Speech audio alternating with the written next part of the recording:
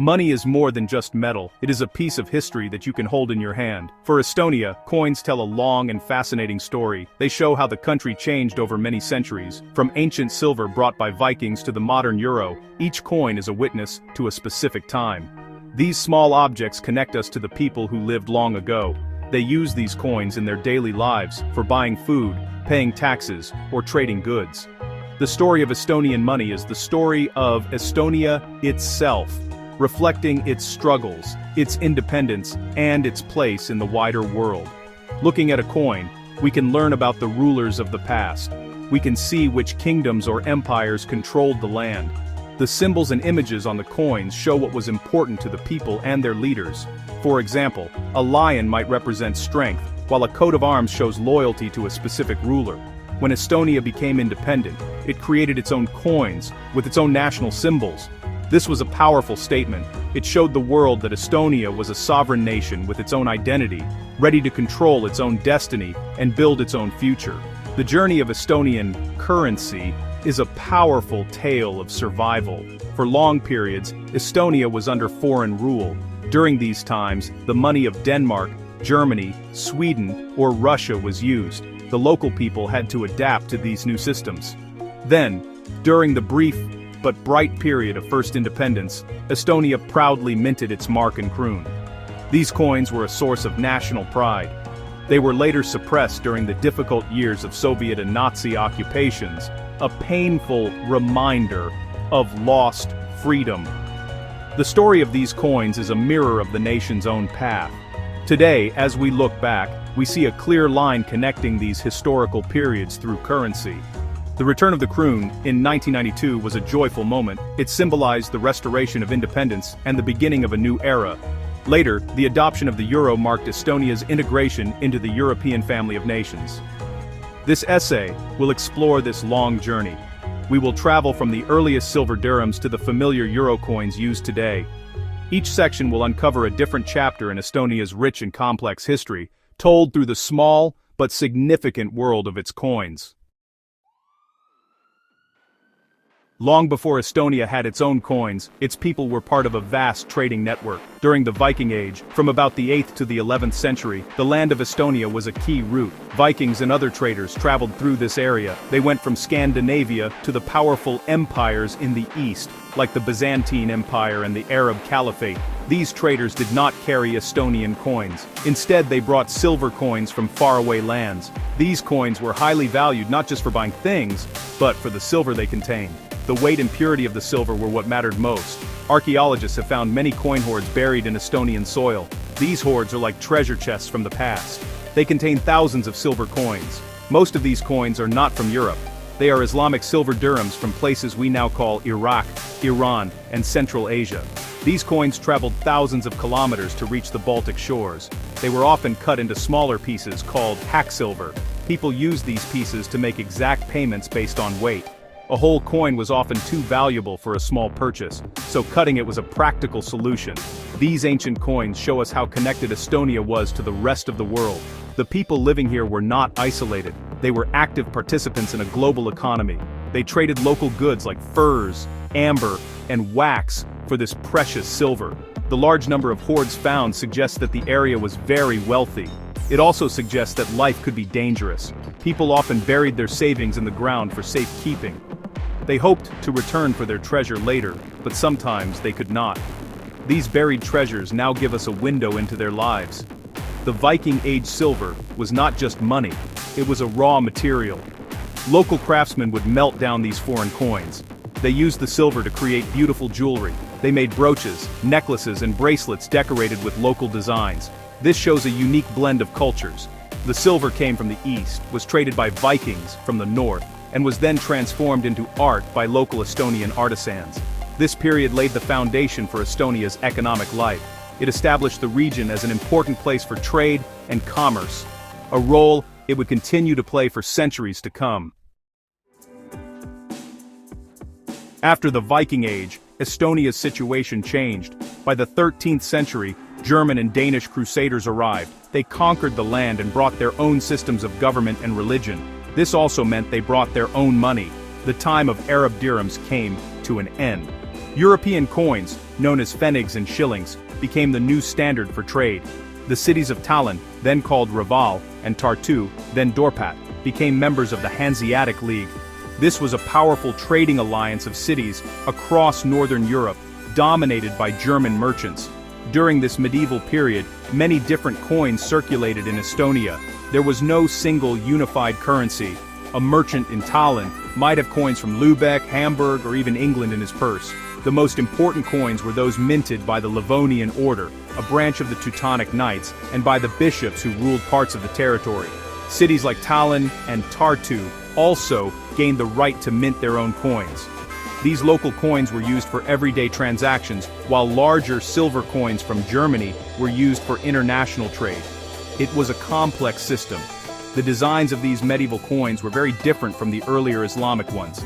They did not have intricate Arabic script. Instead, they featured Christian symbols like the cross. They also showed the coats of arms of the ruling powers. For example, coins minted in Tallinn often showed the three lions from the Danish coat of arms, a symbol that is still part of Tallinn's identity today. The names of the coins, such as the Arding and the Shilling, were German. This shows the strong influence of German culture and language on the region's economic life during this time. This period of mixed currencies lasted for several hundred years. It reflected Estonia's position as a crossroads of different powers. The land was divided between Danish kings, German knights, and powerful bishops. Each wanted to control the economy and show their authority through coinage. For the common person, this meant constantly having to deal with different types of money. They had to know the value of each coin, which could change depending on the political situation. This era shows how money is always tied to power and control, a theme that would continue throughout Estonia's history. In the 16th and 17th centuries, the balance of power in the Baltic region shifted again. The Livonian War brought an end to the medieval states. Sweden emerged as the dominant force in the area. Most of the Estonian mainland came under Swedish rule, a period often called the good old Swedish time. With Swedish control came Swedish money. The Swedish riksdaler and its smaller denominations, the öre and the mark, became the official currency. Mints were established in cities like Tallinn and Narva to produce coins for the new Swedish provinces. The Swedish coins introduced new designs and standards. King Gustavus Adolphus and other Swedish monarchs had their portraits stamped on the coins. This was a clear message to everyone who used them. You are now subjects of the Swedish crown. The coins were well made and reliable, which helped to stabilize the economy after years of war. Trade continued to flourish under the Swedish system, and the port of Tallinn remained a vital hub. The use of Swedish currency connected Estonia more closely to Scandinavia and the wider Swedish Empire, which stretched across much of the Baltic Sea. The good old Swedish time ended in the early 18th century with the Great Northern War. Russia, under Tsar Peter the Great, defeated Sweden and conquered Estonia. This marked the beginning of nearly 200 years of Russian imperial rule. Once again, the currency changed. The Swedish daler was replaced by the Russian ruble and its smaller unit, the kopeck. The Russian Empire imposed its monetary system firmly across all its territories, including Estonia. The coins now featured the double-headed eagle of the Russian czars and the portraits of rulers like Catherine the Great. Life under the Russian Empire meant being part of a huge and centralized state. The economy was reoriented towards Russia. While German remained the language of the local elite for a long time, the official currency was Russian. People had to use rubles and kopecks for all their daily needs, from buying bread at the market, to paying their taxes, to the Tsar. This long period of using Russian money disconnected Estonia from the monetary systems of Western Europe. It tied the country's fate directly to the economic and political fortunes of the vast Russian Empire, right up until its collapse in 1917. The end of World War I and the collapse of the Russian Empire, well, it gave Estonia a historic opportunity. On February 24, 1918, the Republic of Estonia declared its independence. Creating a new nation from scratch was a huge challenge. One of the first and most important tasks was to establish a national currency. A country really needs its own money to function, right? It's a symbol of sovereignty and a tool for building an economy. So, the new Estonian government decided to create the Estonian mark, or it was named after the German mark, which was a familiar currency in the region. The first years of the Estonian mark were, well, very difficult. The country was still fighting the War of Independence against Soviet Russia and German forces. The economy was in ruins, and the government didn't have gold or silver to back its new currency. At first, they simply used existing banknotes from other countries and stamped them with an Estonian seal. The first proper Estonian banknotes were printed in 1919. These early notes were, honestly, simple in design. They were printed quickly and cheaply because of the urgent need for money. The value of the mark fell rapidly due to high inflation. Despite the economic instability, the Estonian mark was incredibly important. It was the first time that money with Estonian words and symbols was used across the entire country. The banknotes were printed with the name, or Republic of Estonia. This was a powerful daily reminder for every citizen that they were now part of an independent nation. The mark helped the new government pay soldiers, run state institutions, and begin rebuilding the country. It was a crucial tool for securing Estonia's hard-won freedom during a chaotic and uncertain time. The Estonian mark was always meant to be a temporary currency. The high inflation made it unstable for long-term economic planning. By the early 1920s, the government knew it needed a stronger and more stable monetary system. The experience with the mark, however, was a vital lesson. It taught the young republic about the challenges of managing a national currency. Although it was short-lived and troubled, the Estonian mark holds a special place in history. It was the first step on Estonia's long journey toward economic independence and national identity, a true symbol of a nation being born. After the turbulent years of the mark, Estonia was ready for a more stable currency. In 1928, the country introduced the Estonian kroon. The name kroon means crown and was chosen to connect Estonia with other Scandinavian currencies, like the Swedish krona. This was a deliberate choice. It signaled a desire to be part of the stable and prosperous Nordic economic sphere, rather than the chaotic East. One kroon was set to equal 100 of the old marks. The transition was part of a major economic reform designed to create a strong and modern economy for the young republic. The new kroon was a source of great national pride. Unlike the flimsy mark, the kroon was a strong currency. It was backed by a gold standard, which meant its value was tied to a fixed amount of gold. This made it trustworthy both at home and abroad. The Bank of Estonia, or Eesti Pank, was responsible for managing the currency. The coins and banknotes of the kroon era were beautifully designed. They featured important national symbols. For example, the coins often depicted the three lions from the coat of arms of Estonia, a symbol of historical strength and national unity. The banknotes also told a story about Estonia. They featured images that celebrated Estonian culture and life. One banknote showed a fisherman, representing the country's connection to the sea. Another showed a farmer with his scythe, honoring Estonia's agricultural roots.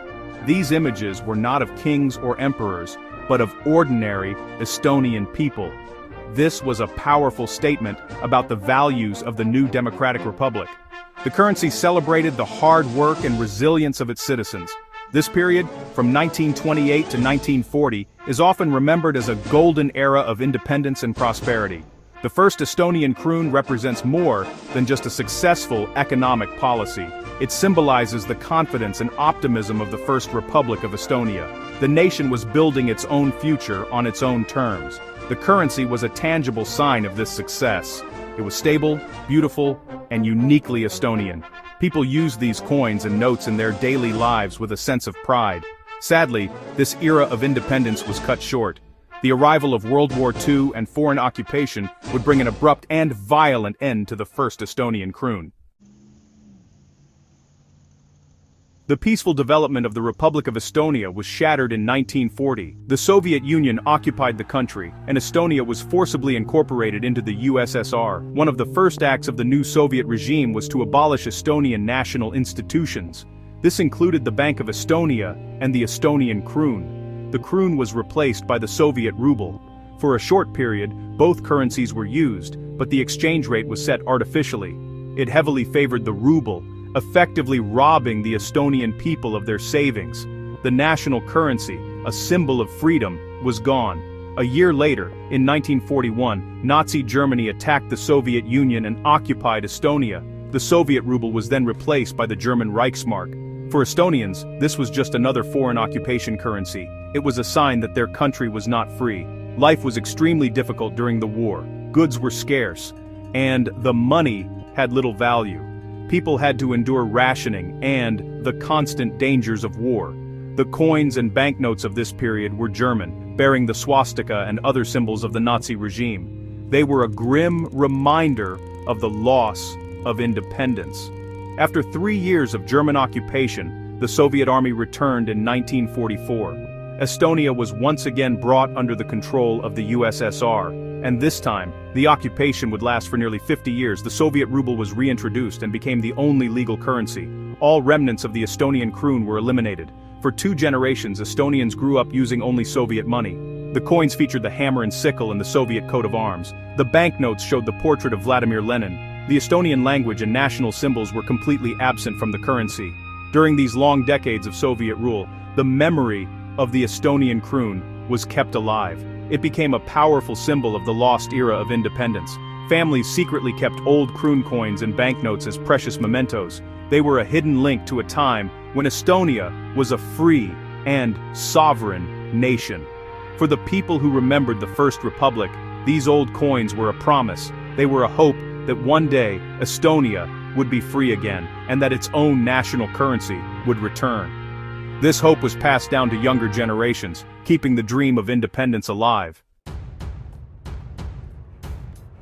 In the late 1980s, the Soviet Union began to weaken. A powerful independence movement, known as the Singing Revolution, grew in Estonia. People demanded the restoration of their freedom and national sovereignty. As Estonia moved towards regaining its independence, the idea of bringing back its own currency became a central goal. The Soviet ruble was suffering from hyperinflation. It was almost worthless. A new, stable Estonian currency was seen as essential for economic reform and for breaking away from the collapsing Soviet system. It was a declaration of economic independence. On June 20, 1992, less than a year after formally restoring independence, Estonia took a bold step. It reintroduced the Estonian kroon. This was a moment of immense national joy and pride. Long lines formed at banks as people eagerly exchanged their old Soviet rubles for the new kroon banknotes and cent coins, the smaller unit, with 100 centi in a kroon. The monetary reform was carefully planned. The new kroon was pegged to the stable German Deutschmark. This decision provided immediate stability and credibility to the currency, ending the chaos of hyperinflation overnight. The design of the new kroon was deeply symbolic. It connected the newly free nation with its pre-war past. The coins again featured the 3 lions of the Estonian coat of arms, just like the coins of the First Republic. The banknotes were a gallery of important figures from Estonian culture and history. For example, the 2 kroon note featured the ethnologist Karl Ernst von Baer, and the 100 kroon note featured the poet Lydia Koidula. These were not political leaders but scientists, writers, and artists. This choice emphasized that Estonia's identity was built on culture, knowledge, and creativity. The second Estonian kroon was a remarkable success. It became a pillar of the country's rapid economic development in the 1990s and 2000s. It was a stable and reliable currency that people trusted. More than just an economic tool, the kroon was a daily, tangible symbol of restored nationhood. Every time a person used a kroon coin or banknote, it was a small affirmation of Estonia's freedom. The currency that had been a secret memento during the occupation was now back in everyone's pockets. The return of the kroon was a final, decisive step in leaving the Soviet past behind and building a new, independent future. The success of the second Estonian kroon helped pave the way for the country's next major goal, joining the European Union. After regaining independence, Estonia looked towards the West. It sought to integrate itself into European political and economic structures to ensure its security and prosperity. Becoming a member of the EU was a strategic priority. Estonia successfully joined the EU in 2004. This was a historic moment, marking the country's return to the family of European democracies. Part of joining the EU was the long-term goal of adopting its single currency, the euro. The transition from the kroon to the euro required years of careful preparation. Estonia had to meet strict economic criteria, known as the Maastricht criteria. This included maintaining low inflation, stable public finances, and a stable exchange rate. Thanks to its disciplined economic policies, Estonia successfully met all the requirements. On January 1st, 2011, Estonia became the 17th country to join the Eurozone. The beloved kroon was retired, and the euro became the official currency. This transition was smooth and well organized. For a period, both currencies were accepted to help people adjust. Like other Eurozone countries, Estonia now has euro coins with a common European side and a unique national side. For its national design, Estonia chose a single, simple, and powerful image for all its euro coins, from the 1 cent to the 2 euro piece. The design is a silhouette map of Estonia. Below the map is the word Eesti, which means Estonia. This simple design is instantly recognizable. It proudly announces the country's place on the map of Europe.